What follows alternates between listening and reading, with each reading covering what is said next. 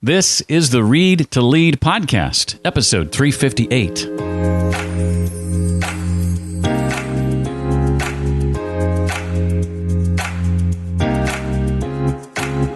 At that point in time, my reasons for ending my life were over. I was going to begin something new, turning a negative into a positive. And that's what I did. Hi, and welcome to the Read to Lead podcast. My name is Jeff. This is the podcast that's dedicated to your personal and professional growth, where I believe that if you want to achieve true success in your business and in your life, then intentional and consistent reading is a must. To help with that, I'm joined each and every week by an author to chat about their latest book and their unique insights on things like personal and professional development, leadership, productivity, career, business, marketing, sales, and entrepreneurship, among other things. Today, we're joined by NFL Great Reggie Williams as we dive into his new book, Resilient by Nature, Reflections from a Life of Winning on and off the football field. I'll ask Reggie to share about what the city of Cincinnati taught him about principles and character, his vision for authenticity as an executive while at Disney, the role his mother played in instilling in him a love for reading, and lots more. Reggie's had the type of life that most people just dream of, yet he's also faced a number of hurdles, not the least of which is nearly losing his leg to amputation as the result of repeated knee injuries while playing football. We'll learn how he managed to fight against the odds to make it into the NFL and eventually take on that special role at Disney. Hey, I want to ask real quick, if the Read to Lead podcast has been helpful to you in some way, would you consider pre-ordering my book coming out in August of this year? It's called Read to Lead, the simple habit that expands your influence and boosts your career. In addition, for making a case for why you and everyone you know should be reading more consistently and intentionally, the book lays out how to make that a reality and how to make the most of what you're reading, to put in practice what you learn. I hope you'll check it out. It's available for pre-order on Amazon right now. Just go to readtoleadpodcast.com/book. That's readtoleadpodcast.com/book to pre-order a physical copy today. Reggie Williams is a former NFL linebacker and college football Hall of Famer who was instrumental in building a sports-themed empire during his tenure as a Disney executive. It was our mutual friend, Jody Mayberry, who connected us. Jody's got a huge connection to Disney and many of the folks there. Thank you, Jody, if you're listening. During Reggie's 14 years with the Bengals, he was honored as the Walter Payton Man of the Year for his community service and later served on the Cincinnati City Council while active as a pro athlete, which I don't believe has happened before or since. He's also had stints as GM of the New York, New Jersey Knights of the World League of American Football, and as an NFL executive who established the first NFL youth education town. He's also an author, and his new book with Jarrett Bell is called Resilient by Nature, Reflections from a Life of Winning on and off the football field. And I'm excited to have him here. Reggie, welcome officially to the Read to Lead podcast. I'm excited to be here on your podcast, Jeff. I mean, Read to Lead says it all in my lifelong pursuit of the love of reading. I'm thrilled to hear that, and I'll have a question for you later on related to that habit of reading, and certainly would love to pick your brain as to some of your favorite books. Along the same line, speaking of books, so many say that they have a book in them. I think I've read 81% of the population says they hope to write a book someday, but the reality is maybe 1% of that group actually does it, and you're one of them. So I'd love to know what spurred you on in the beginning to write this book. Well, this book came about because I had originally planned on doing a book back in 2008 and had been approached by George Will, who's a writer then for the New York Post. Mm-hmm. And that was a book that was going to cover all of the series of operations that I had in 2008 to save my right leg from amputation. And I felt that the book needs to have a happy ending. So I needed to wait a while to ensure that I was going to keep my leg before I wrote the book. And so it was years later, in 2019, when unfortunately the osteomyelitis came back. And all of a sudden, my right leg was under threat again for amputation. And it's just coincidental that at a great bookstore here in Sarasota, Bookstore One, they had a community conversation format where they invited me as a new member to the Sarasota community to come in and talk about my life. And in that conversation, I talked about what I would put in the book if I would ever write one. And fortunately, in the audience was someone from Post Hill Press whose job was to find new authors. And she came up to me afterwards, gave me her card and said, I want to read that book. And that's how it all started. So it was something that was very magical to have an opportunity to write a book discovered in a bookstore. Seems to be, a good reason to write a book. I'm in the process of putting the finishing touches on my first book. And I've learned that when you write, it helps to sort of have an individual or persons in mind as to who you're writing for. When you wrote your book, who would you describe it being most suited for? Who's the person this book is geared toward?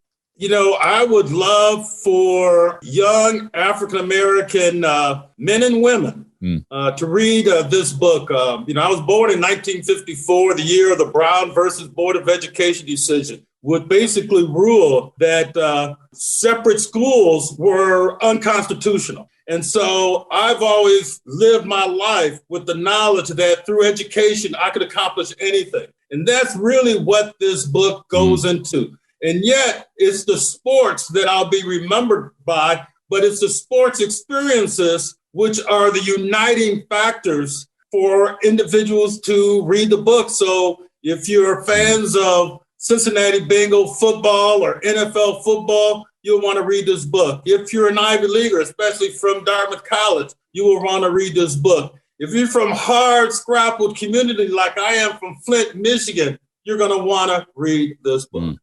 It just occurred to me that I'm wearing my Indianapolis Colts cap. Maybe I should have chosen a different hat today. They had a great playoff game, and they're coming back. When I was playing, it was the Baltimore Colts. They're a great franchise, and they're good for the Midwest. And I hope you get the chance to cheer them on to a Super Bowl competition. Well, you mentioned the importance of education for you growing up. I would love to have you share a bit about a particular teacher who had an impact on you. I'm talking about Miss Chappell. Yes, Miss Chappell was a very special teacher. She was my third grade teacher. And I was already going to classes at Michigan School for the Deaf. I had my first ear operation at age 2 and my second ear operation at age 4. So while I was in public school, I was always sat alphabetically.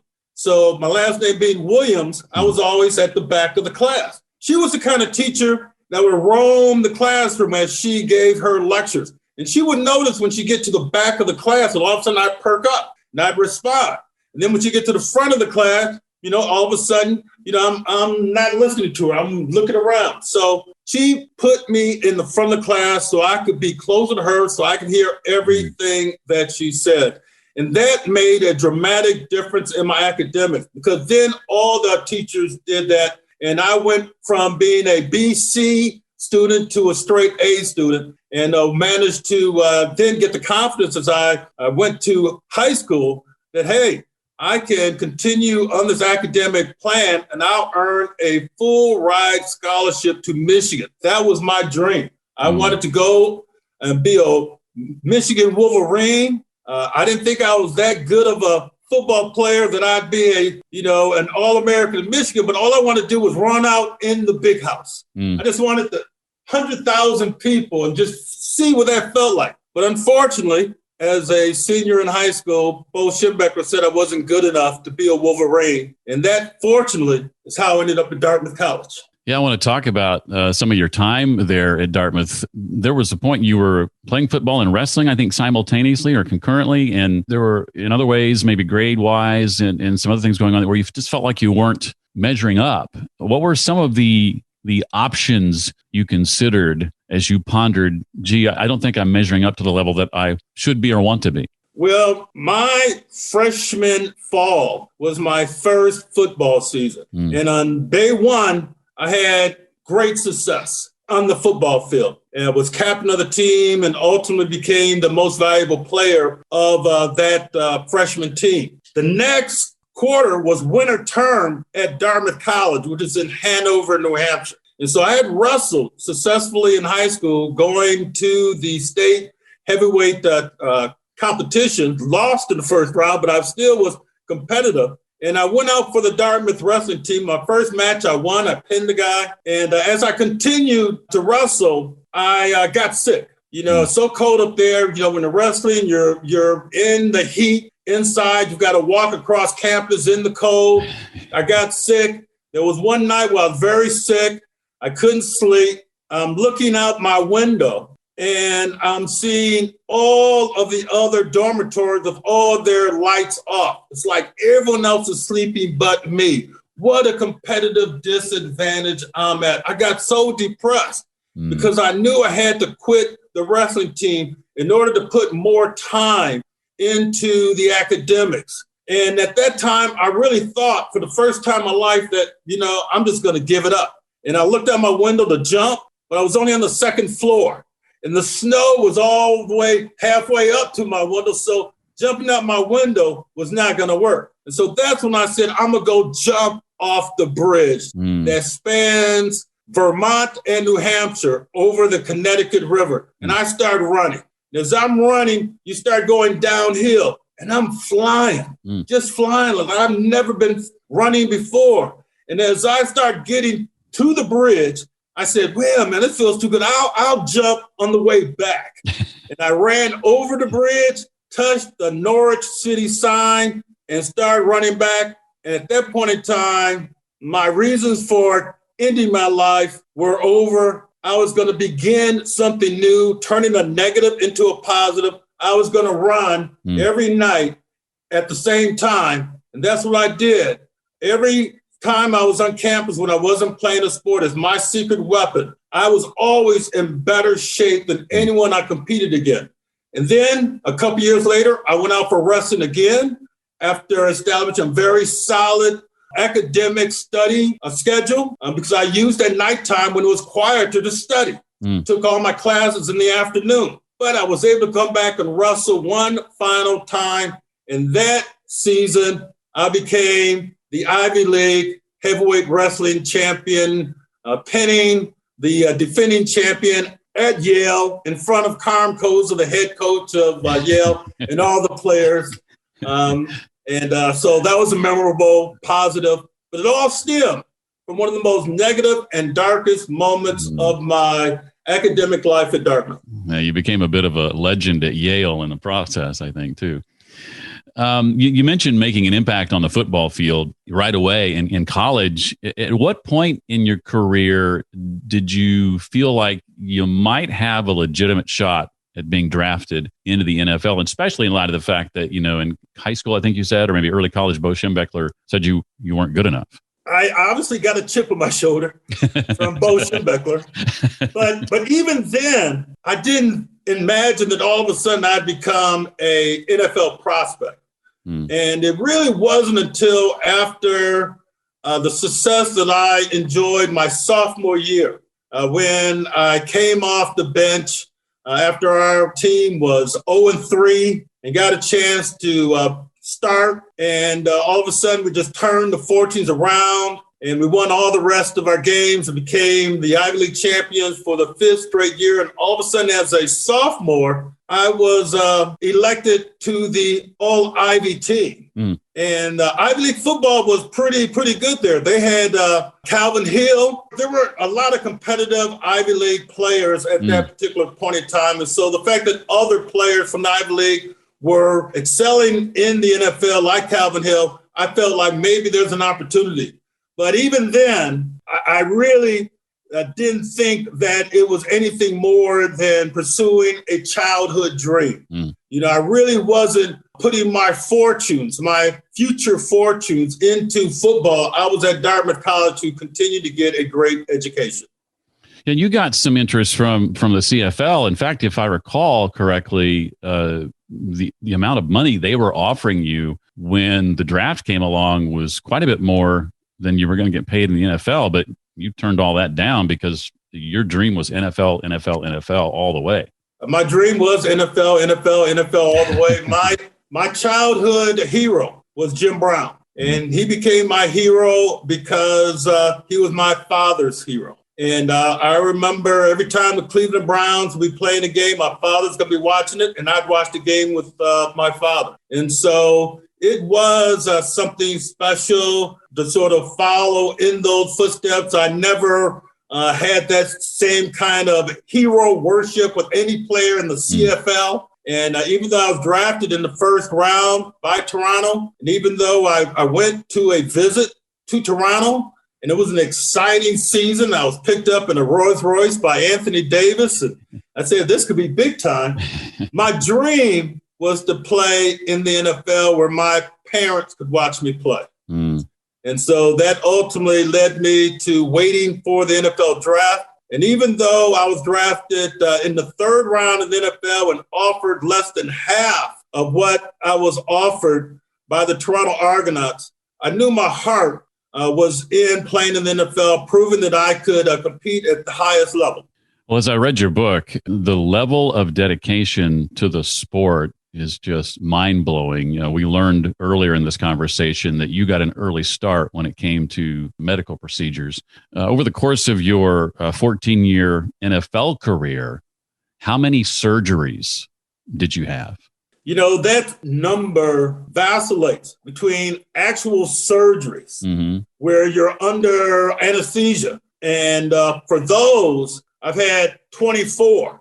For other procedures, like an embolization is another procedure that's like a surgery. You're having some kind of pain management to pursue the procedure, but it's not an actual use of a scalpel. They're actually putting cameras inside you so that they can tie up your artery that has burst. And so in total, I've had 28 medical procedures. Wow. I would imagine you played in pain more times than you can count. Is that a safe assumption? Oh, yeah. I mean, pain threshold was something that I sort of developed ongoing in high school. And it became even more at the collegiate level. But once I got to the NFL, being a psychology major, I took on pain as trying to be my friend.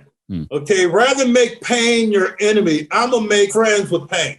And so I used to go up to Wilmington, which in the summers where the Cincinnati Bengals had our training camp. And after my rookie year, no one else would room with me because I didn't use air conditioning and I didn't use my bed. I slept on the floor. I made for as Spartan a condition as possible for those 6 weeks before we actually start playing. So my mindset was on really not expecting comfort. I'm expecting living with pain. And so that was another one of my use of psychology, trying to turn a negative into a positive, that allowed me to deal with the amazing amount of pain in the NFL. You never played a game and didn't get hurt. And in most games, you re-injured whatever was already hurt.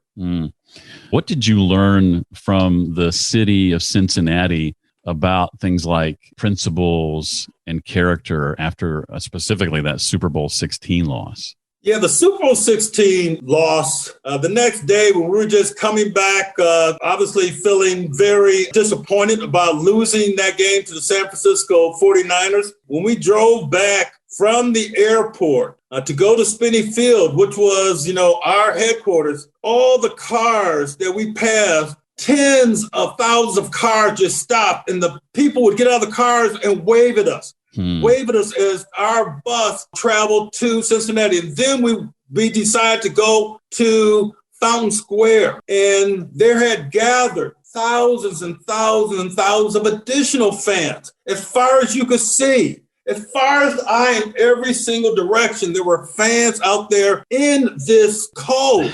And they were cheering us on as if we had won the game. And on that occasion, I promised those fans that we were going to win a Super Bowl. And so that's why when we went to Super Bowl 23, 7 years later, playing against the very same opponent, the San Francisco 49ers, it was on.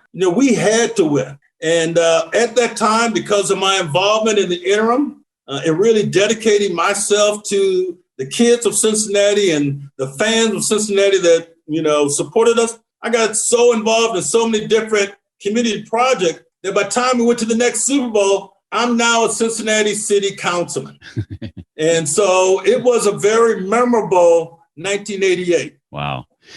You talked about having a chip on your shoulder. I think when you ended up at Disney, there was a bit of a chip on your shoulder too. Share a bit about your vision for the role you were hired to play and your passion for authenticity. Yeah, when I first went to Disney, there were basically two divergent philosophies.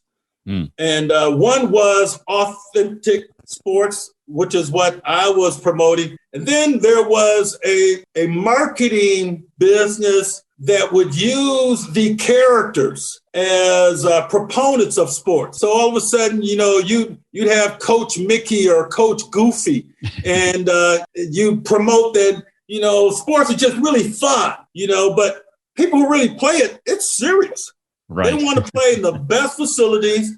They want to play with coordinated rules. They want an opportunity for fairness, and the opportunity to be crowned a champion is something that should be deserved. You learn honor and morals when you're playing sports, because there are all kinds of things, business and sports-wise, where winning and losing is part of the proposition. But whatever that circumstances is, winning or losing, you can always turn the learnings from your competition into all of what you need to compete successfully in the future.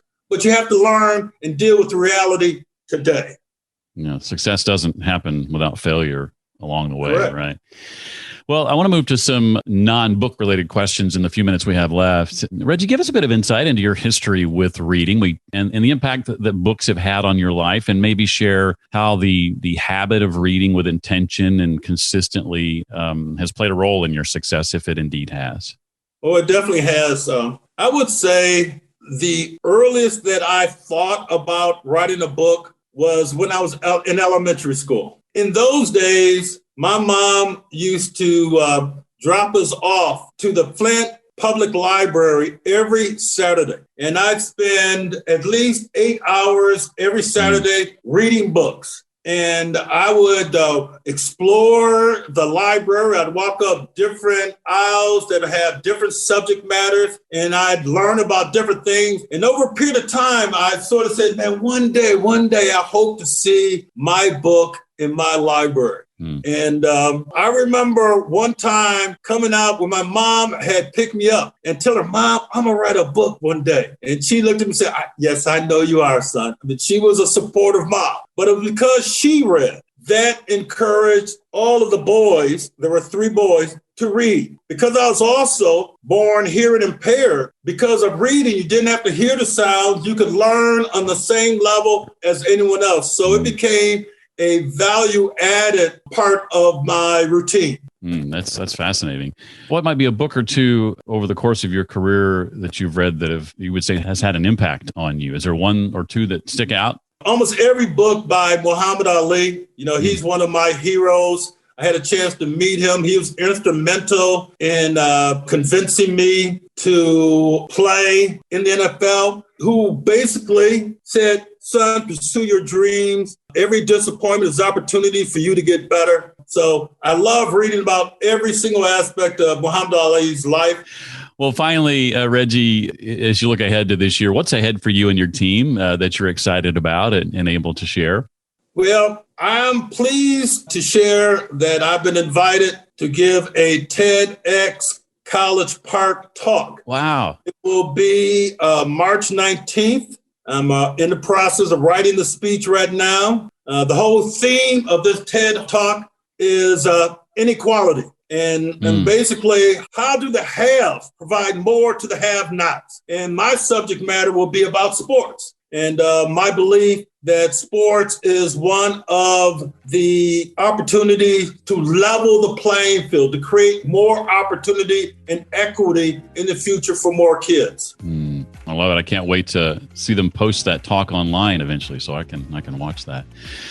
Well, the book again is called Resilient by Nature, Reflections from a Life of Winning on and Off the Football Field. His name is Reggie Williams. Reggie, such a treat to talk to you today. Thank you so much for giving of your time so freely and appearing here today on the Read to Lead podcast.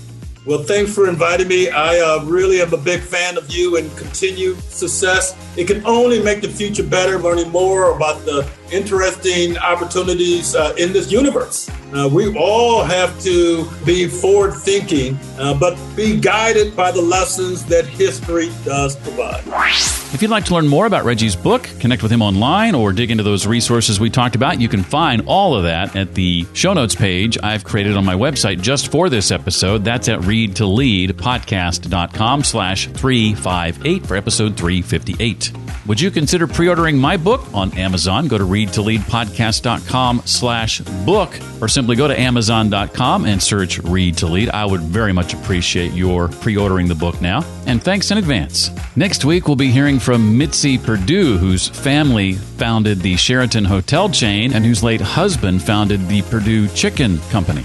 She's got a book of her own out. We'll talk about that next time on the Read to Lead podcast. That does it for this week. I look forward to seeing you next time. Until then, as always, remember, leaders read and readers lead.